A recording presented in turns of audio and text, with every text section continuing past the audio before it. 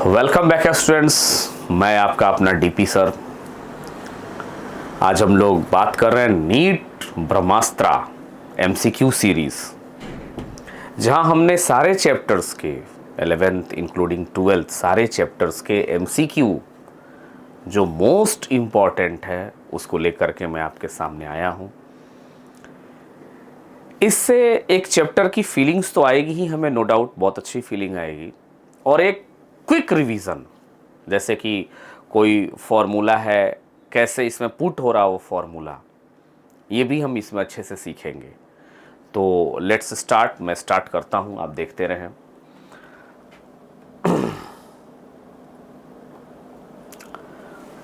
कह रहा है the number of electrons in 1 coulomb of charge. बहुत ही आसान सवाल है, कोई ज़्यादा दिमाग लगाने की इसमें ज़रूरत भी नहीं है, हमें ये सबको पता होता है। बट इसके पीछे जो फॉर्मूला है वो क्या है, वो है Q equal to NE, where N is plus minus 1 2 3 4 and so on. E is the charge on electron. So Q equal to अगर NE कहें तो कह रहा है number of electrons in 1 coulomb, यानी Q की वैल्यू कितनी है 1, that is N into E।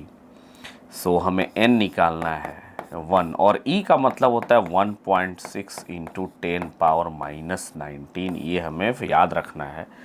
तो यहाँ से N की जो वैल्यू आएगी वो रटा होना चाहिए इंटू 10 पावर 18। एक नंबर है और ऑप्शन नंबर 2 इसका बिल्कुल परफेक्ट आंसर है। आप देख सकते हैं, अच्छा सा सवाल है ये।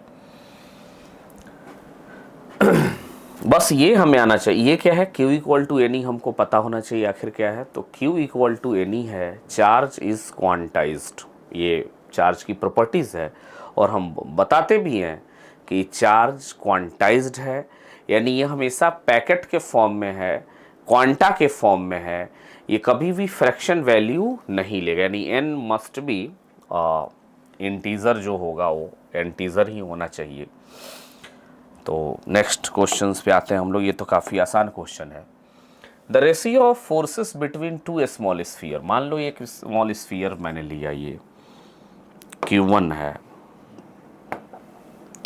और ये भी एक too small with the constant charge.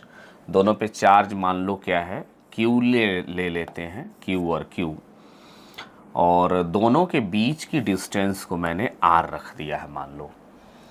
तो पहले कह रहा है कि एयर में है और फिर कह रहा है मीडियम में है, तो फोर्स का रेशियो कितना होगा।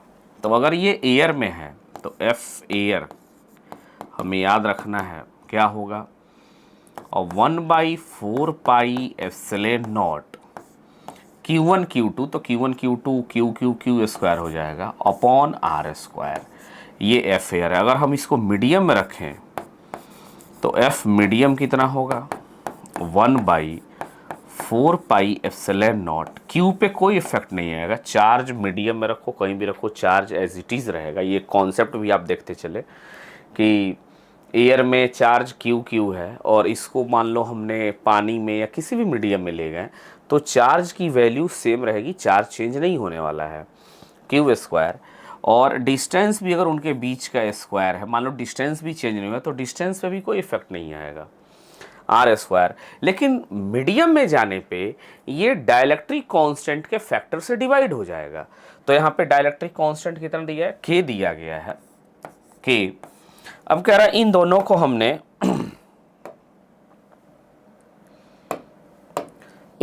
हमने क्या किया, डिवाइड किया। तो F air upon F medium की बात कर रहा है, F air upon F medium. तो अगर हम इसको ले लें तो ये आ जाएगा 1/4 pi epsilon naught Q square upon R square divided by 1/4 pi epsilon naught Q square R square into के सारे टर्म्स कट जाएंगे, ये ऊपर जाएगा। So F air upon F medium is equal to K/1, that is K ratio 1। तो ये आपका K ratio 1 ही आएगा और ऑप्शन नंबर 2 इसका भी सही है ये। अब हमें यहाँ क्या सीखने को मिला कि एयर में अगर हमने दो चार्ज को रखा है तो फोर्स होगा KQ²/R²। K की वैल्यू होती है 1/4πε0।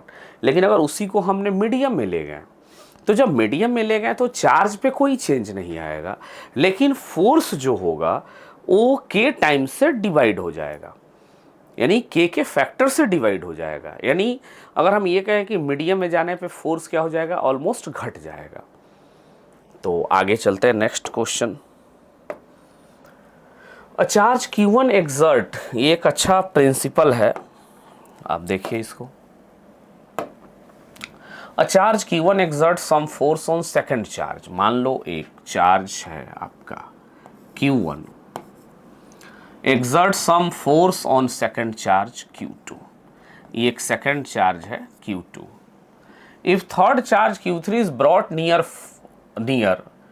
अब इनके नियर कोई मान लो ये Q3 हमने ले आया, ये Q3 ले आए, the force of Q1 exerted on Q2। अब ये सोचो कि पहले से Q1 Q2 है, Q3 को मैं बाद में लेके आ रहा हूँ, तो Q1 Q2 पे कितना फोर्स लगाएगा। मान लो ये इधर फोर्स लगाएगा, अगर ये नहीं था तो कि Q1 Q2 डिस्टेंस मान लेते हैं A/A², ये भी इतना इस पे लगाएगा बिल्कुल, अगर दोनों पॉजिटिव हैं तो कि Q1 Q2/A², अगर दोनों पॉजिटिव हैं तो इसके आने से या ना आने से इनके फोर्स पे कोई इफेक्ट नहीं पड़ता है, यानी डिक्रीज गलत हो जाएगा, इंक्रीज भी गलत होगा, रिमेंस अनचेंज, यानी कोई चेंज नहीं होगा, मतलब remains unchange.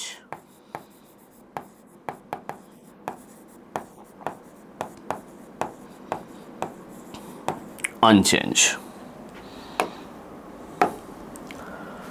Four charges are arranged at the corner of a square ABCD as shown in the adjoining figure. The force on charge kept at center O. बहुत बढ़िया। सेंटर O पे एक हमने चार्ज रखा है, मान लो कोई भी एक चार्ज ले लो, कैपिटल Q ले लेता हूँ मैं। The force on the charge kept at centre O, ठीक है। अब देखो ये इस पे ये भी प्लस है और ये इसको देखो, अभी इसको ना देखें, हम इसको देखें, और ये प्लस है और ये भी मान लो प्लस नेचर का है या नेगेटिव नेचर का है, कोई भी नेचर का हो, तो ये इस पे किधर फोर्स लगाएगा, इस साइड लगाएगा। अच्छा, ये इस पे किधर फोर्स लगाएगा, वो इस साइड लगाएगा। चूंकि ये मैग्नीट्यूड और ये मैग्नीट्यूड बराबर है, डिस्टेंस भी बराबर है, तो ये दोनों एक दूसरे को कैंसिल आउट कर दिया, ठीक है। यानी इधर तो आपका कोई फोर्स दिख ही नहीं रहा है। दूसरा, अब ये 2Q है और ये -Q है, तो 2Q किस पे फोर्स लगाएगा, ये अगर मान लो पॉजिटिव, ये पॉजिटिव, तो ये इस पे इधर लगाएगा। हाँ, इसको देखो, ये इधर लगाएगा, ऐसे देखो, ये 2Q इसको इधर फोर्स लगाएगा। यानी like charges repel each other, unlike charges attract each other. तो और ये -2Q इसको अपने तरफ खींचेगा, यानी ये भी इधर फोर्स लगा, यानी इधर दोनों जुड़ गए, ये कैंसिल्ड आउट हो गए। तो the force on the charge kept at centre O is 0, नहीं 0 तो नहीं हुआ, गलत है। अलोंग द डायगोनल AC, नहीं AC पे नहीं, ये भी गलत है आपका। Along the diagonal BD, yes, BD diagonal के अलोंग ये फोर्स आपका लग रहा है, आप देख सकते हैं। एक अच्छा सा सवाल है, ये भी कॉन्सेप्चुअल है। A total charge Q is broken in two parts Q1 and Q2 and they are placed at a distance R from each other. The maximum force repulsion, ये कराया, ये लगभग सभी नोट में होते हैं ये क्वेश्चंस। मान लो ये चार्ज पहले से कुछ Q है, Q चार्ज, सॉरी यहाँ पे लेते हैं, ये Q चार्ज है, इसमें से हमने कुछ Q को निकाल लिया बाहर, तो ये कितना बच गया, Q -Q, ठीक है। दोनों को मैंने क्या किया कि रख दिया एक जगह पे, ऐसे, ये हो गया आपका Q और ये हो गया Q -Q। डिस्टेंस इनके बीच का मान लो R है, और R चेंज नहीं हो रहा है, R कांस्टेंट है आपका, तो इन दोनों के बीच जो फोर्स लगेगा वो फोर्स कितना लगेगा, के Q minus Q upon R square.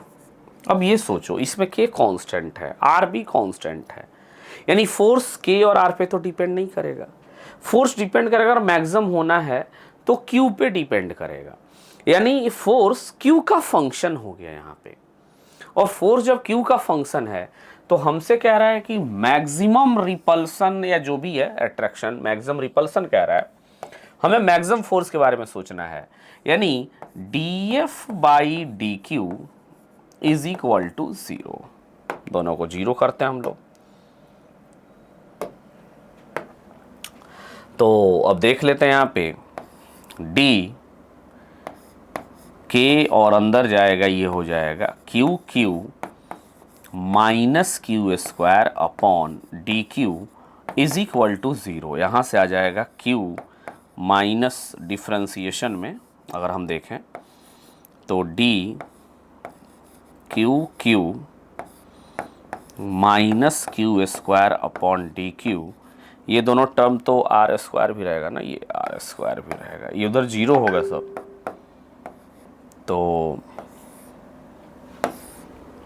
यहाँ से आएगा Q माइनस 2Q बराबर 0। सो Q की वैल्यू आ गई Q बाई 2, यानी Q1 की वैल्यू जो कह रहा है, Q1 की वैल्यू भी Q बाई 2 और Q2 की वैल्यू भी Q बाई 2, यानी दोनों चार्ज को आधा आधा कर देना है हमें। सो अब कौन सा ऑप्शन दिख रहा है, ये फोर्थ। काफ़ी आसान सा सवाल है, ये भी पूछा जा सकता है। नेक्स्ट क्वेश्चंस करते हैं। ABC an equilateral triangle, charges plus Q are placed at each corner, the net electric field intensity O will be। मतलब यहाँ पे निकालना है। अच्छा, अब ये डिस्टेंस भी आप देखिए R, ये डिस्टेंस भी R और ये डिस्टेंस भी R। खुद से सोचो, अगर देखें हम तो ये इस पे किधर फोर्स लगाएगा, इधर, ये इस पे किधर फोर्स लगाएगा, इधर, और ये इस पे किधर फोर्स लगाएगा, इधर। यानी अगर देखें तो एक फोर्स इधर, एक फोर्स इधर और एक फोर्स इधर, इनके बीच का एंगल कितना, 120 डिग्री, 120 डिग्री, और ये भी कितना, 120 डिग्री। मान लो ये फोर्स, ये इलेक्ट्रिक फील्ड E है, ये भी E है और ये भी E है, तो इन दोनों का नेट फील्ड कितना आएगा, इधर E और ये अकेले इधर E है। अगर ये पॉजिटिव ले, अगर ये नेगेटिव ले, तो नेट कितना, नेट आपका होगा 0, यानी 0 इज़ द राइट ऑप्शन। बिल्कुल परफेक्ट क्वेश्चन है ये। इक्विलेटरल ट्रायंगल है, बिल्कुल 120 एंगल बनेगा, और हमें पता है कोई भी दो वेक्टर है अगर 120 डिग्री के एंगल पे हैं तो उनका रिजल्टेंट भी वो खुद ही होगा, यानी ई आप देख सकते हैं इस फॉर्मूले से भी, ई नेट जो हम निकालेंगे इन दोनों का, ये क्या होगा, 2E cos थीटा बाई 2, यानी 2E cos 120 degree by 2, that is the 2E cos 60 degree, यानी ये भी कितना आएगा, E। तो ऊपर E और नीचे E, नेट 0। आगे बढ़ते हैं next. The magnitude of electric field intensity E is such that an electron placed in it would experience an electrical force equal to its weight. अच्छा, तो मान लेते हैं मैग्नीट्यूड ऑफ इलेक्ट्रिक फील्ड आपसे पूछा जा रहा है। अच्छा सा सवाल है ये भी। ये देखते हैं, एक इलेक्ट्रिक फील्ड, क्या एक इलेक्ट्रिक फील्ड है ये, मान लो एक इलेक्ट्रॉन है, तो इलेक्ट्रॉन पे नीचे फोर्स mg, और अगर फील्ड मान लो नीचे है, फील्ड ये है इलेक्ट्रिक फील्ड नीचे है, तो इलेक्ट्रॉन पे फोर्स फील्ड के अपोजिट लगेगा, यानी अपोजिट लगेगा तो किधर लगेगा, देख सकते हैं ऊपर में। तो F बराबर ये कितना, Q इंटू E, तो QE इक्वल टू mg, तो हमसे क्या पूछ रहा है, इलेक्ट्रिकल फोर्स, अच्छा द मैग्नेट इलेक्ट्रिक फील्ड की मैग्नीट्यूड, अच्छा ई पूछ रहा है, यानी mg/q, और इलेक्ट्रॉन पे चार्ज कितना होता है ई, सो इलेक्ट्रिक फील्ड की वैल्यू हो जाएगी mg/e, यानी mg/e मतलब option number 2। An electron and proton are in uniform electric field. The ratio of their acceleration would be, अच्छा मान लिया मैंने कि एक ये इलेक्ट्रिक फील्ड है, इसमें एक इलेक्ट्रॉन है, इसको मैंने इलेक्ट्रॉन बोला, और सेम फील्ड है, ये इलेक्ट्रिक फील्ड ही है, सेम फील्ड है, यहाँ एक प्रोटॉन है, तो यहाँ पे जो फोर्स लगेगा, एक्चुअली ये फोर्स इधर लगेगा फील्ड के अपोजिट, E इंटू ई, तो ई इक्वल टू लिख सकते हैं हम लोग mass of electron into acceleration of electron, M A, force बराबर एम ए, और यहाँ क्या लगेगा, E equal to M P into A P, इधर फोर्स इस तरह लगेगा, चूंकि ये पॉजिटिव नेचर का चार्ज है, पॉजिटिव नेचर के चार्ज पे फील्ड आपके इलेक्ट्रिक फील्ड फील्ड के डायरेक्शन में, मतलब पॉजिटिव नेचर के चार्ज पे जो फोर्स लगेगा वो फील्ड के डायरेक्शन में, नेगेटिव पे लगेगा वो फील्ड के अपोजिट में, तो दोनों लेफ्ट इक्वल है, राइट को भी इक्वल करें अगर हम, तो M E A upon M P into A P, तो पूछ क्या रहा हमसे इलेक्ट्रॉन एंड प्रोटॉन का, यानी ए अपॉन ए पी बराबर M P upon M E, the ratio of masses of proton and electron, ये है। तो इसमें और भी बहुत से पूछ सकते हैं कि इसका मोशन कैसा होगा, तो आगे सवाल है ऐसा, तो motion will be a straight line, इसका आप देख सकते हैं मोशन क्या रहेगा, स्ट्रेट लाइन रहेगा। और सबसे बड़ी बात है, अगर दो प्लेटों के बीच में रखेंगे तो एंगल ऑफ डिफ्लेक्शन भी होता है, जिसको हम tan थीटा बराबर y/x या vy/v से निकालते हैं हम लोग।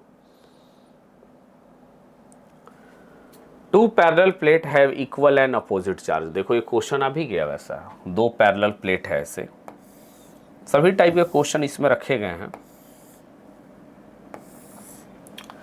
Two parallel plates have equal and opposite charges, इस पे ले लेते हैं हम लोग प्लस चार्ज, इसमें एंगल ऑफ डिफ्लेक्शन ही पूछता है, किस इलेक्ट्रॉन को ऐसे भेजे तो किधर निकलेगा, तो इलेक्ट्रॉन किधर अट्रैक्ट होगा, इधर, तो वहाँ भी हमसे एंगल पूछता है कि कितने एंगल, मैं वो बता दे रहा हूँ, वो भी कॉन्सेप्ट है।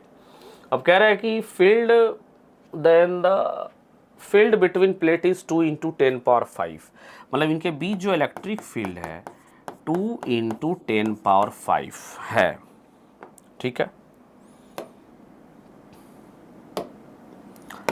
When the space is filled dielectric, अब याद रखना हमें इस कॉन्सेप्ट को, अगर हमने डायलेक्ट्रिक कहीं भी भरा है, याद करो डायलेक्ट्रिक मतलब क्या है, एक तरह का इंसुलेटर, तो अगर हमने इसमें इंसुलेटर भर दिया तो जो भी इंसुलेटर भरेंगे वो अंदर जाने के बाद एक्सटर्नल फील्ड को अपने फैक्टर से कम कर देगा, यानी जो अब नेट बचेगा, द इलेक्ट्रिक फील्ड बिकम्स, यानी E net, O E not को मैंने एक्सटर्नल लिया, ये ई नॉट है, E0/K हो जाता है, ये आपको याद रखना है। ये कॉन्सेप्ट है, कैपेसिटर में भी हम लोग इसको बताते हैं कि कोई भी अगर एक फील्ड है, अगर उसमें हमने डायलेक्ट्रिक भरा, तो डायलेक्ट्रिक फील करने के बाद वो जो नेट इलेक्ट्रिक फील्ड होगा ना, ई नेट मैंने लिखा है, वो एक्सटर्नल इलेक्ट्रिक फील्ड को अपने फैक्टर से घटा देता है उतने टाइम्स, तो E0/K, और E0 आपको कह रहा है 2 × 10⁵, डायलेक्ट्रिक कांस्टेंट कह रहा है, और अच्छा इलेक्ट्रिक फील्ड हो जा रहा है, 1 मिनट सॉरी, हमें K निकालना है, तो ये दिया गया है 1 × 10⁵ बराबर, ये ख़त्म, K की वैल्यू 2 आ जाएगी आपकी आंसर। एक अच्छा सा सवाल है ये, और हमें ये याद करके चलना है आगे, क्योंकि नीट में लगभग बेसिकली कुछ ऐसे क्वेश्चंस जरूर ही रहेंगे। आगे देखते हैं next questions. A charge particle is free to move in electric field, it will travel. देखो अभी मैंने बताया भी, देखो अभी जैसे मैं एक प्लेट वाला भी बता दूं कि मान लो ये एक पॉजिटिव प्लेट है, ऐसे इसकी लेंथ दी रहेगी, ये बच्चों बहुत अच्छा कॉन्सेप्ट है, लेंथ दी रहेगी इसकी, और हमने यहां से एक इलेक्ट्रॉन को छोड़ा ऐसे, तो इलेक्ट्रॉन हमेशा क्या नेगेटिव चार्ज है, ये किधर अट्रैक्ट होगा, ये पॉजिटिव की तरफ अट्रैक्ट होगा। तो जब ये निकलने लगेगा तो कुछ ये ऐसे निकलेगा, यहाँ से कुछ इस तरह से डिफ्लेक्ट होगा। तो ये हमसे पूछा जाता है कितने एंगल पे डिफ्लेक्ट होगा। तो देखो इस वाली वेलोसिटी तो कोई इसकी चेंज होगी नहीं, डेट इज द Vx। इधर इसकी वेलोसिटी चेंज हो जाएगी Vy, और Vy कैसे निकालेंगे, Uy plus Ay into T. तो Uy तो जीरो है, चूंकि इनिशियली इसकी वेलोसिटी कितनी है, Vx है, यहाँ कुछ वेलोसिटी होगी। और Vx भी कैसे निकालेंगे, तो Vx दिया रहेगा और ये लेंथ दिया रहेगा, तो यहाँ से टाइम निकल जाएगा। तो ये हो जाएगा Ay कितना होगा, E upon m into time. Time कैसे निकालते हैं, देखो लेंथ अपॉन Vx। तो ये आपका रहा Vy और नीचे रहा Vx। tan थीटा हम आराम से निकाल लेंगे कितने एंगल पे वो डिफ्लेक्ट होगा। ये सवाल वैसे ही कुछ है, कह रहा है charge particle is free to move in electric field, it travel always along a line of force. नहीं, ऐसा नहीं कह सकते हैं, हमेशा लाइन ऑफ फोर्स के अलोंग कहाँ चल रहा है, ये देखो लाइन ऑफ फोर्स ऐसे और ये उसके परपेंडिकुलर जाके फिर डिफ्लेक्ट भी हो रहा है, तो ये गलत हो जाएगा, ऐसा नहीं कर सकते हैं। Along line of force if initial velocity zero. हाँ, अगर इनिशियल वेलोसिटी यहाँ ना रहे, जैसे मान लो हमने वेलोसिटी इधर नहीं दिया ना, तो फिर ये किधर चलेगा, फील्ड कैसे है, फील्ड है नीचे, तो ये जाएगा फील्ड के ऊपर, मतलब अलोंग द लाइन। ऐसे अगर फील्ड है ना, तो ये इलेक्ट्रॉन ऐसे कभी नहीं जाएगा, ऐसे तभी जाएगा जब इस पे कोई वेलोसिटी हो। अगर मान लो इनिशियल वेलोसिटी जीरो नहीं है, सॉरी जीरो है, तो वो सिर्फ इस लाइन के लॉन्ग ही मूव करेगा। तो अलोंग लाइन ऑफ फोर्स ये बिल्कुल परफेक्ट है। Along a line of force if it है सम वेलोसिटी, नहीं ये गलत है। अगर वेलोसिटी रहेगा तो अलोंग द लाइन कभी जाएगा ही नहीं, फिर वो जिधर वेलोसिटी होगी उधर ही जाएगा। बस हो ही गया, नन ऑफ द अबव, यानी second option is correct here. 4 charges are placed on a corner of a square. Square के कॉर्नर पे 4 चार्जेस रखे गए हैं।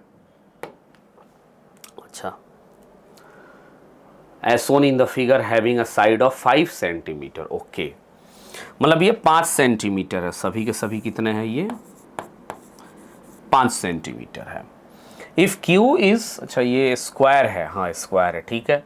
इफ Q इज 1 माइक्रोकूलम, देखो ये भी कितना है 1 माइक्रोकूलम, यानी Q की वैल्यू कितनी है 10⁻⁻6 कूलम लिख लो सभी लोग। Then electric field intensity at centre will be, centre पे इलेक्ट्रिक फील्ड कितनी और किधर होगी, ये हमसे पूछा जा रहा है। ठीक है, बहुत अच्छा। अब एक देखते हैं एक चीज़ इसमें, ये मान लो कितना, ये हो गया -2 इंटू 10⁻⁻6 और ये हो जाएगा -10⁻⁻6। ये इस पे फील्ड इधर लगाना चाहेगा और ये इस पे फील्ड इधर लगाना चाहेगा। नेट इधर फील्ड ज़्यादा होगा तो इधर वाले फील्ड को हटा दो, ये कॉमन सेंस की बात है वेक्टर एडिशन में। तो इधर वाला होगा, कितना इधर वाला होगा, तो ये हो जाएगा ये डिस्टेंस जो भी रहेगा आपका, मैं इसको r ले लेता हूँ, तो ये जो फील्ड होगा KQ/r² ले लेते हैं, ये डिस्टेंस r है। अच्छा, ये 2Q किधर फोर्स लगाएगा, ये 2Q उधर लगाएगा, और एक मिनट, ये 2Q फोर्स इधर और Q इधर लगाएगा, तो नेट ये इधर हो जाएगा। ये भी कितना होगा, ये भी डिस्टेंस r है, तो KQ/r², इसको भी हमने E मान लिया। अच्छा, स्क्वायर के डायगोनल पे कैसे इंटरसेक्ट होंगे, तो ये बिल्कुल भी कितने होंगे 90 डिग्री होंगे, 90 डिग्री पे इंटरसेक्ट करेंगे, यानी 2 इलेक्ट्रिक फील्ड हो गई, एक E हो गई और एक ये भी कितनी हो गई E। इन दोनों का नेट रिजल्टेंट कितना हुआ, √2e। बिल्कुल परफेक्ट 45 पे होगा। और किधर अपवर्ड जा रहा है, यानी आप डाउनवर्ड वाले ऑप्शन तो काट दो, अब अपवर्ड यानी 1 और 3 में आपसे पूछने हैं। तो ई नेट जो लिखूं मैं वो कितना, √2e कितना, KQ/R²। ई नेट √2 के कितना 9 × 10⁻9 इंटू Q कितना है 10⁻⁻6 लिख लेते हैं, 10⁻R। R की वैल्यू कितना, ये डायगोनल निकालना, तो पूरा कितना, मान लो ये पूरा होगा आपका, ये 5, ये भी 5, तो ये 5√2 सेंटीमीटर है, ये सॉरी सेंटीमीटर है, तो उसका आधा कर देते हैं, तो 5√2/2 यानी ये हो गया 5/√2, यानी 5/√2 centimetre, then change into metre, so this is 25 × 10⁻⁻4 × 2। Solve कर लेते हैं। तो इनेट की जो वैल्यू कितना 13/7, यानी ये हो जाएगा आपका सब कट के 13 और 100, ये हो जाएगा 18 × √2/25 × 10⁻7 न्यूटन पर कूलम, ऐसा कुछ ऑप्शन आएगा। तो ये ऑप्शन कितना आएगा 18/25, यानी ये 1 से कम ही आएगा।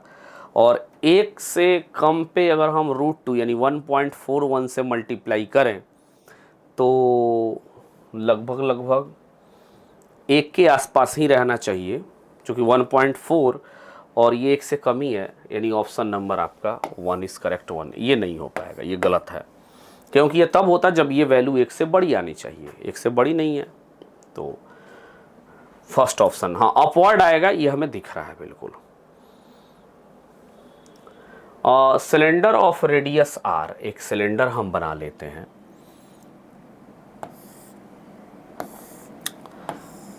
ये सिलेंड्रिकल रीजन मैंने बना लिया, दिस इज द सिलेंडर।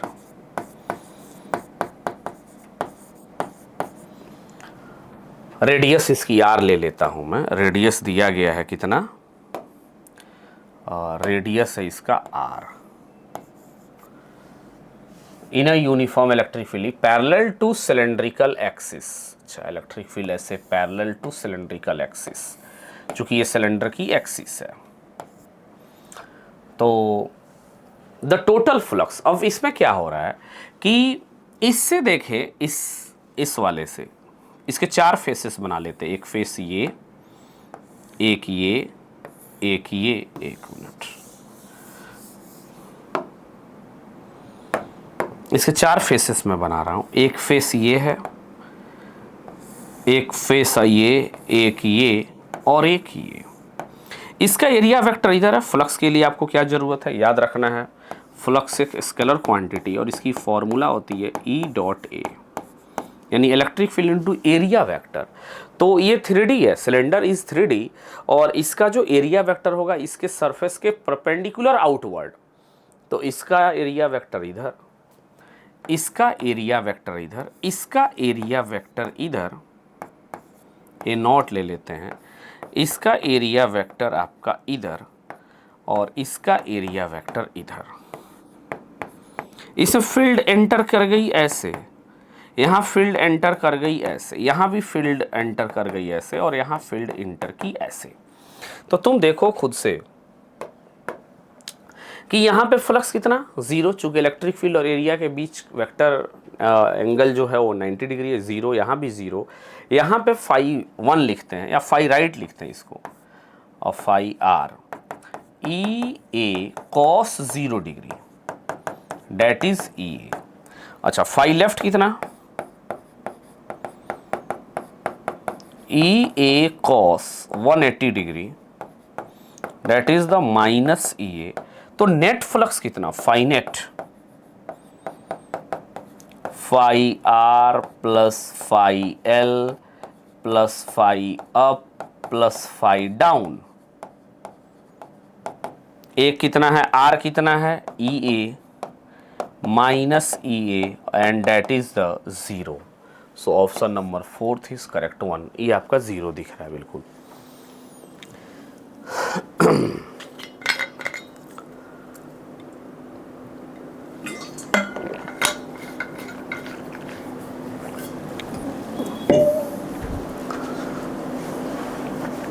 तो 0 ही आएगा। और ऐसे भी इतना करने की ज़रूरत नहीं है। कोई भी अगर इलेक्ट्रिक फील्ड कांस्टेंट है, याद रख लो, ये कॉन्सेप्ट है, मैं यहाँ लिख भी दे रहा हूँ। If electric field is not variable यानी constant,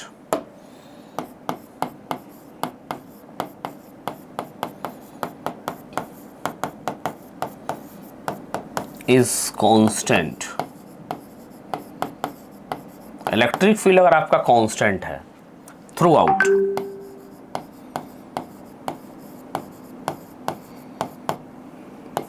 and any closed surface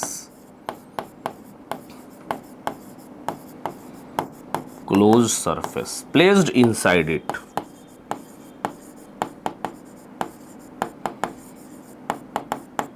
then phi net total flux phi total बराबर 0। ये आपको याद रखना है। ये मैं गोला बॉक्स में बंद कर दे रहा हूं इसको। ये है आपका। नेक्स्ट आगे बढ़ते हैं। Electric field at a point varies as R naught. अच्छा, आर नॉट R0, R0 मतलब 1, that is independent of distance.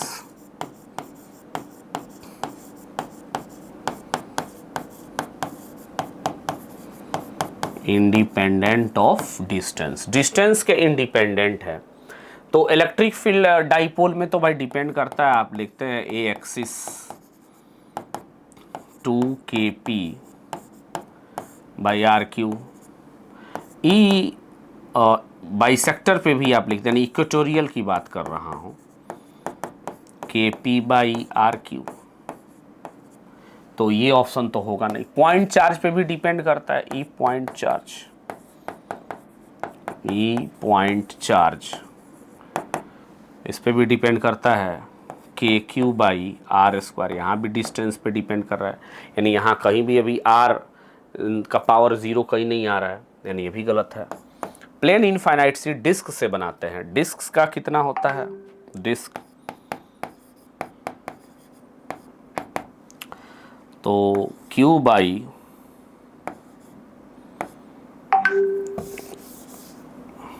या सीधे मैं ये डिस्क का ही लिख रहा हूं। और plane infinite sheet, plane sheet ये कितना होता है, सिग्मा बाई 2 एप्सिलॉन नॉट। ये डायरेक्टली यही आता है, सिग्मा बाई 2 एप्सिलॉन नॉट। तो इसमें आपको कोई ज़रूरत ही नहीं है। अब ये कैसे आता है, ये आता है आपका डिस्क से। तो डिस्क का इलेक्ट्रिक फील्ड आपको पता है, बाहर रहेगा तो के क्यू वायरस का, और अंदर कहीं भी ले तो sigma by 2 epsilon naught bracket 1 minus x by under root x square plus R square. तो ये एक ऐसा है जो डिस्टेंस पे डिपेंड नहीं करता है। So plane infinite sheet. Line charge भी डिपेंड करता है, lambda by 4 pi epsilon naught R sine theta 1 plus sine theta 2, और फिर cos theta 2 minus cos theta 1। तो ये भी नहीं होगा, यानी एक इनफाइनाइट सीट है जो डिस्टेंस के इंडिपेंडेंट होता है। नेक्स्ट क्वेश्चन है, figure below shows regular hexagon with charges at the vertices.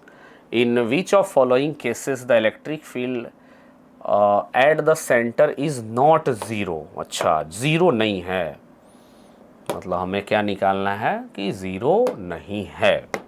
देखते हैं,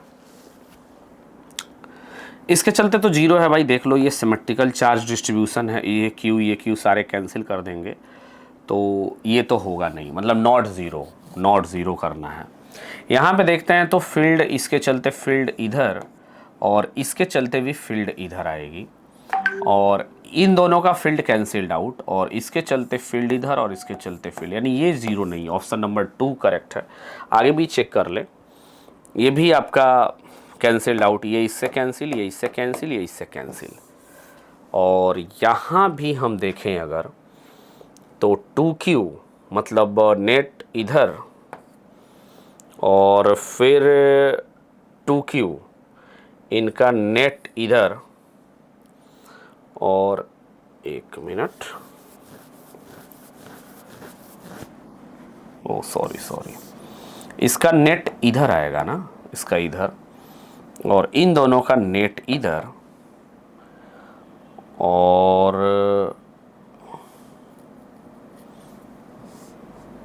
इसका नेट इधर और इसका नेट इधर। ये टोटल कितने पे इंक्लाइंड है? 120 डिग्री पे। देख लो, अभी मैंने बताया भी था। मान लो ये E है, ये E है और ये भी E है, तो E नेट कितना होगा?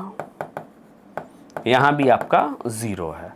तो ये नहीं, केवल ऑप्शन नंबर 2 है जहाँ पे इलेक्ट्रिक फील्ड 0 नहीं है, वो सिर्फ ऑप्शन नंबर 2, बाकी सभी जगह 0 है। यहाँ भी 0, यहाँ। अ क्यूब ऑफ साइड L, ये एक्चुअली L है, 1 नहीं है, एक क्यूब बना ले। एक क्यूब है, इसकी साइड लेंथ कह रहा है L है,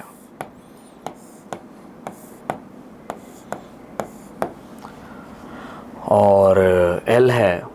तो अभी बताया भी मैंने खुद कि अगर कोई भी 3D फिगर हो और किसी भी कांस्टेंट इलेक्ट्रिक फील्ड में रखा, दो इलेक्ट्रिक फील्ड कांस्टेंट है, वेरिएबल नहीं है, तो नेट फ्लक्स कितना? फाई नेट, अभी बताया भी, फाई नेट या फाई टोटल, ये हमेशा आपका 0 आएगा। तो ऑप्शन आपका कौन सा है? ये option number 1 is correct one here.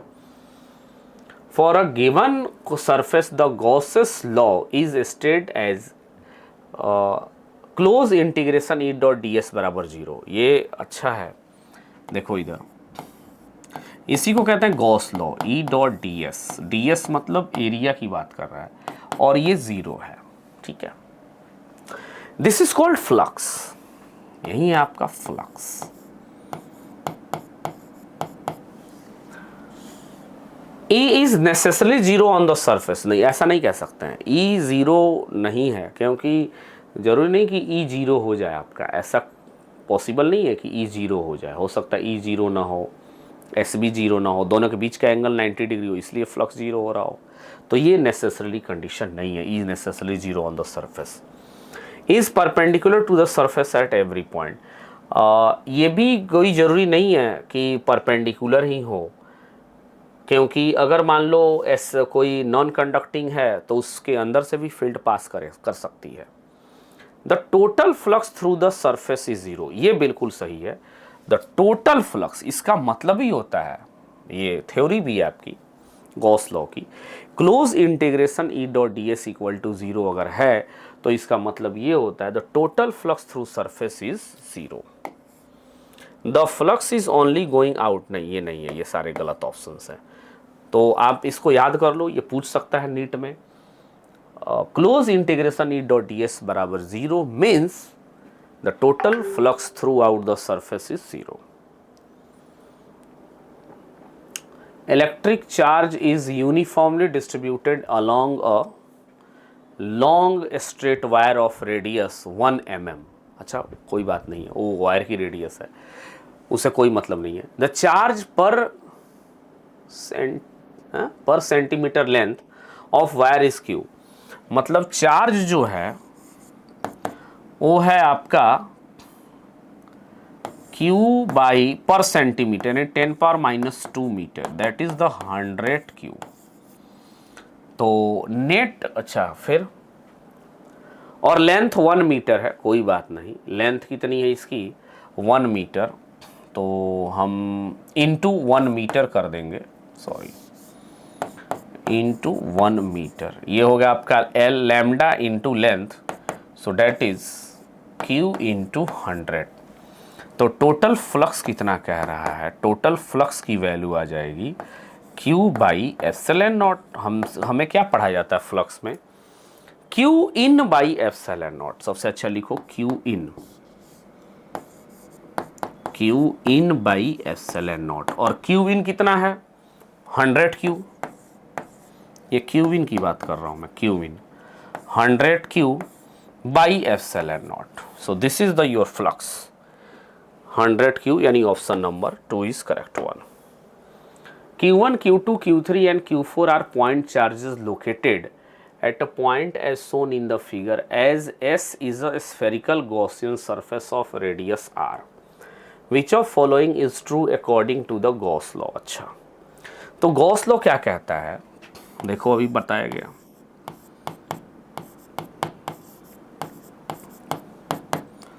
Q in by epsilon naught, where E electric field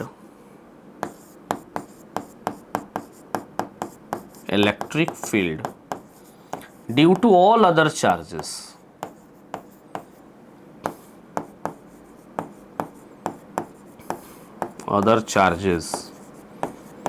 either they are inside or outside। तो इलेक्ट्रिक फील्ड तो सभी के लिए लेंगे, तो कितने चार्ज हैं, 1 2 3 4, इलेक्ट्रिक फील्ड तो 4 लेंगे, E1 E2 E3 E4 सही है यहाँ तक। बट चार्ज कौन सा लेंगे, Q1 Q2 Q3 by epsilon not. हाँ सही है बिल्कुल ना, यहाँ 2 है तो ये नहीं होगा। इसमें इलेक्ट्रिक फील्ड सबका लेंगे, E1 E2 E3 बिल्कुल सही है यहाँ तक। Q1 लेकिन चार्ज सिर्फ सरफेस का लेंगे, अंदर का, बाहर का नहीं। बाहर का चार्ज कभी भी आपका फ्लक्स जनरेट नहीं करा पाएगा। फ्लक्स जनरेट के लिए चार्ज का इनक्लोज्ड होना जरूरी है। इनक्लोज्ड Q1 Q2 Q3 है। So that is the option number 2 is quietly correct here. If the electric flux entering and leaving an enclosed surface respectively phi1 and phi2, अभी पढ़ाया भी गया कि मान लो एक सिलेंडर जैसे मैंने बनाया था, यहाँ से कुछ फ्लक्स निकल रही हैं, फ्लक्स के पास डायरेक्शन नहीं होता सॉरी, कुछ यहाँ से फ्लक्स एंटरिंग कर रही हैं, फ्लक्स एंटरिंग, कुछ यहाँ से फ्लक्स निकल रही हैं, फ्लक्स आउटगोइंग। और ये अब कांस्टेंट नहीं है होने का मतलब क्या है कि फील्ड वेरिएबल होगा। हाँ, अगर फील्ड वेरिएबल नहीं रहे तो जो इतना यहाँ फ्लक्स आएगा वही यहाँ फ्लक्स आएगा और नेट फ्लक्स क्या होगा आपका 0। बट यहाँ पे है कि फ्लक्स क्या है, वेरिएबल है, नहीं सॉरी इलेक्ट्रिक फील्ड वेरिएबल है। तो फाई नेट कितना, जो भी ले लो phi2 माइनस phi1, या अब माइनस क्यों लेंगे, क्योंकि इसके लिए आपका फ्लक्स नेगेटिव आएगा, क्योंकि इसका एरिया वेक्टर किधर आएगा, इधर, और मान लेते हैं फील्ड आएगा आपका इधर, तो एंगल बनेगा 180 डिग्री। यहाँ पे आएगा एरिया वेक्टर इधर और फील्ड भी इधर, तो यहाँ पे जो थीटा बनेगा 180 बनेगा, cos 180 माइनस, और यहाँ जो थीटा बनेगा वो 0 डिग्री, तो फ्लक्स घटेगा, phi2 minus phi1 net flux होगा। हमसे क्या पूछ रहा है, charge is equal to Q in by epsilon naught. तो यहाँ से क्यूविन की वैल्यू होगी phi2 minus phi1 into epsilon naught. So कौन सा ऑप्शन है आपका, ऑप्शन नंबर 2 दिख रहा है, बिल्कुल परफेक्ट ऑप्शन है ये। Shown below is distribution of charges. The flux of electric field due to these charges through the surface is. अब ऑब्वियस सी बात है कि ये गॉसियन सरफेस है, और गॉसियन सरफेस में जो फ्लक्स लिखते हैं वो क्या लिखते हैं, Q in by epsilon not. मतलब जो अंदर में चार्ज है वही, बाहर वाला चार्ज नहीं प्रोड्यूस करा पाएगा। सो ये कितना, 2Q by epsilon not. So 2Q by epsilon naught, option number 2 is correct one. Consider the charges configuration and spherical Gaussian surface as shown in the figure.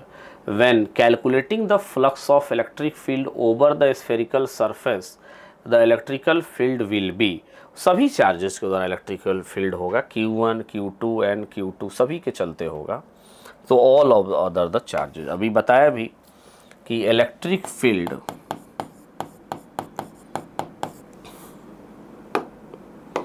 Electric field due to all other charges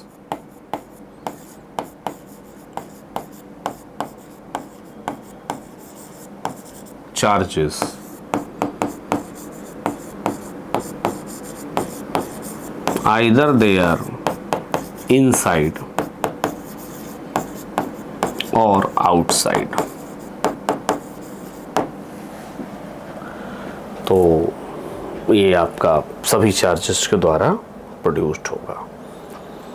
electric dipole is put in north south direction in a sphere filled with pure water which statement. अच्छा, बहुत बढ़िया,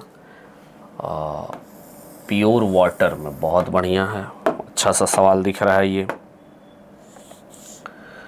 इन a north south direction in a sphere filled with pure water, ठीक है, pure water है, इसमें हमने dipole रख दिया। तो electric flux is coming towards sphere, ना ना ना ना, ये विच स्टेटमेंट इज करेक्ट हमको ढूंढना है। Electric flux is coming out नहीं, electric flux entering into sphere and leaving the sphere are same. बिल्कुल सही कह रहा है, क्योंकि यहाँ पे देखो क्या है, यहाँ पे दो डाइपोल रखे गए हैं, तो माइनस क्यू और प्लस क्यू, यही तो है डाइपोल। तो इनके चलते नेट चार्ज कितना है, ज़ीरो। नेट चार्ज ज़ीरो है, यानी फ्लक्स कितना होगा, ज़ीरो, क्योंकि अंदर फ्लक्स तो ज़ीरो है और चार्ज ज़ीरो है। तो अब electric flux entering into sphere and leaving the sphere is same, मतलब जितना एंटर करेगा, क्योंकि नेट की फ्लक्स भी कितना होना चाहिए, फाइनेट भी ज़ीरो आना चाहिए, और फाइनेट ज़ीरो होने का मतलब जितना फ्लक्स अंदर आएगा उतना ही फ्लक्स, मतलब जितना फ्लक्स आपका electric flux entering the sphere and leaving the sphere is same. Water does not permit, नहीं, वाटर परमिट करता है बिल्कुल।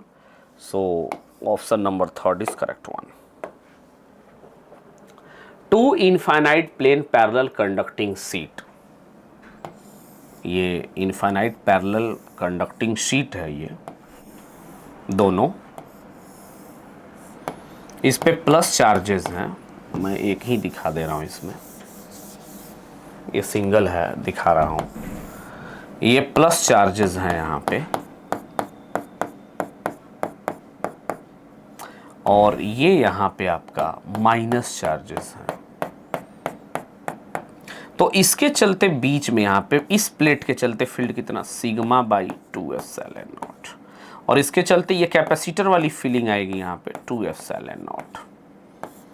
तो इनेट जो होगा बीच में वो कितना होगा, sigma by 2f(n)0 plus sigma by 2f(n)0, that is sigma by f(n)0।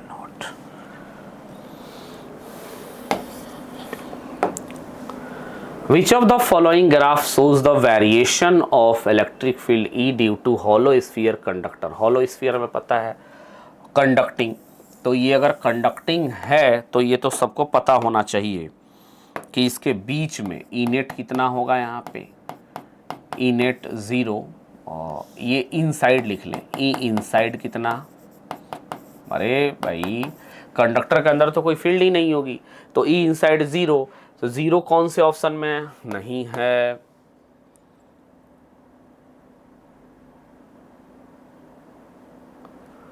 एक मिनट, कौन सा है, which of the following graph shows variation of electric field due to hollow spherical conductor. तो hollow spherical conductor of radius R function of distance from the centre of sphere. तो ये ध्यान देना है कि यहाँ पे तो कोई फील्ड होगी नहीं, फील्ड शुरू कहाँ से होगी, उसके बाहर से, मतलब यहाँ से, और यहाँ के बाद जो फील्ड होगी वो ऑब्वियस सी बात है r² के डायरेक्टली प्रोपोर्शनल होगी, यानी रेक्टेंगुलर हाइपरबोला, मतलब कुछ स्क्वायर का ग्राफ आएगा यहाँ पे। तो ये नहीं है, ये भी नहीं है, ये भी नहीं है, ये इसलिए ऐसा कर दिया क्योंकि यहाँ पे जस्ट r पे कितना होगा, KQ/r², और उसके बाद से ये डायरेक्टली प्रोपोर्शनल टू 1/r² से ये डिक्रीज होना शुरू होगा। सो option number 1 is correct one here. ये पॉसिबल नहीं है, ये पॉसिबल किस में है? सॉलिड नॉन कंडक्टिंग स्फीयर में ये पॉसिबल है, ρr/3ε0 जो आता है हमारा। Conducting sphere radius r 20 centimetre is given charge 16 microcoulomb. ठीक है, conducting sphere of radius r, बहुत बढ़िया, एक कंडक्टिंग स्फीयर है ये, इसकी रेडियस है आपकी r है 20 centimetre, given charge 16 micro, what is E at centre. इसको चार्ज जो भी रहेगा ना, चार्ज सारे के सारे बाहर रहेंगे यहाँ पे, ऑल चार्ज डिस्ट्रीब्यूटेड आउटसाइड, क्योंकि कंडक्टर में कोई भी चार्ज आपका इनसाइड पे नहीं रहेगा। और ये Q की वैल्यू कितनी है? 16 माइक्रोकूलम। तो हमें पता है कि सेंटर पे, अभी मैंने बताया भी, E इनसाइड कितना? 0, अंदर में कोई इलेक्ट्रिक फील्ड ही नहीं होगी। सो ऑप्शन नंबर 3 इज करेक्ट होगा। A point charge 20 centimetre from the centre of a uniformly charge dielectric sphere. अब डाइलेक्ट्रिक स्फीयर मतलब अभी मैंने बताया,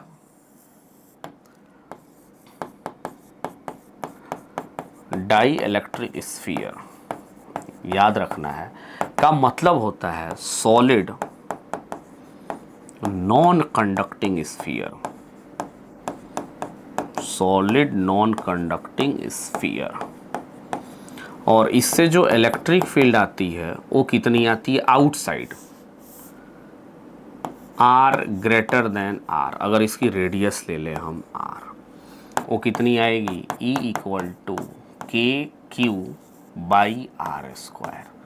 लेकिन r लेस देन r जो होगा वो आता है ρr/3ε0। आपको ये याद रखना है, बिल्कुल ये फॉर्मूला याद रहना चाहिए। इस सॉलिड नॉन कंडक्टिंग यानी डाइलेक्ट्रिक स्फीयर के अंदर इलेक्ट्रिक फील्ड की वैल्यू कितनी? ρr/3ε0। अब रो कैसे निकाले? तो उसके लिए चार्ज का पता होना जरूरी है। तो कुछ कहा होगा 20 सेंटीमीटर इससे दूरी पर इलेक्ट्रिक फील्ड कितना है? 100 है। तो 100 इक्वल टू KQ/r², यानी ये 100 अगर लगा दें तो 9 × 10⁹ × Q, और 20 सेंटीमीटर कह रहा है। 20 सेंटीमीटर कहने का मतलब 400 r² करें इंटू 10⁻⁻4। ठीक है, ये 00 से 00, ये 00 से ये 00 कैंसिल। सो Q की वैल्यू आ गई 4/9 और ये आ जाएगा 10⁻⁹ कूलम।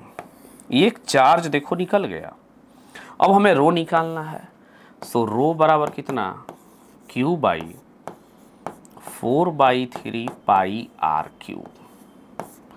सो रो की वैल्यू निकालते हैं। Q कितना? 4/9 कर दो इंटू 10⁻⁹ अपॉन 4/3 पाई। R कितना है? 10 पावर, रेडियस 10 सेंटीमीटर है, तो 10 × 10⁻⁻2 यानी 10⁻⁻1 यानी क्यूब करेंगे तो 10⁻⁻3। देख लो ऊपर जाएगा, ये 4 से 4 कैंसिल, 3 से 3 कैंसिल और 3 से 9। सो रो इक्वल टू आएगा 10⁻⁻6 अपॉन 3 पाई। बस इलेक्ट्रिक फील्ड यहाँ निकाल दो, ρr/3ε0। रो की वैल्यू 10⁻⁻6 3 पाई इंटू r कितना निकालना है? 3 सेंटीमीटर, तो 3 × 10⁻⁻2 इंटू ε3 इंटू ε0 8.85 इंटू 10⁻⁻12। अब सॉल्व कर देते हैं। 6 2 8 और 4 12, 3 से 3 कैंसिल्ड, यानी ऊपर चला जाएगा E 10,000 अपॉन नीचे आएगा 3 इंटू 3.14 इंटू 8.85। अब देखें इधर, इसको अगर हम 8, 24, 25, 75, अगर हम 75 कर दें, 25, 75, तो 10,000 बाई 75 अगर हम ले तो लमसम में कितना आ जाएगा, देखते हैं एक बार। ये हो जाएगा आपका 5 से ही काटते हैं तो 2000, और ये हो जाएगा आपका 15, और फिर काटते हैं 400, तो 400 बटे 3 यानी 133 के आसपास, ज़्यादा आ रहा है। 4, 1, 3, 3, 133, नहीं एक्यूरेट लाना पड़ेगा लग रहा है इसको। कोई नहीं, कैलकुलेटर यूज़ करते हैं।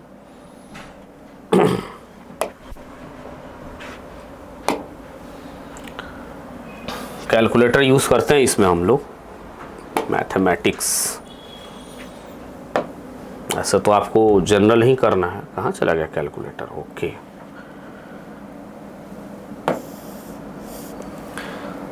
और 3 इंटू 3.14 इंटू 8.85, 83.367, अच्छा 83.367, 10,000 डिवाइडेड बाई 83.367, 119.9 यानी लगभग 120 के आसपास आ रहा है। बिल्कुल परफेक्ट आंसर भी है, 120 वोल्ट पर मीटर।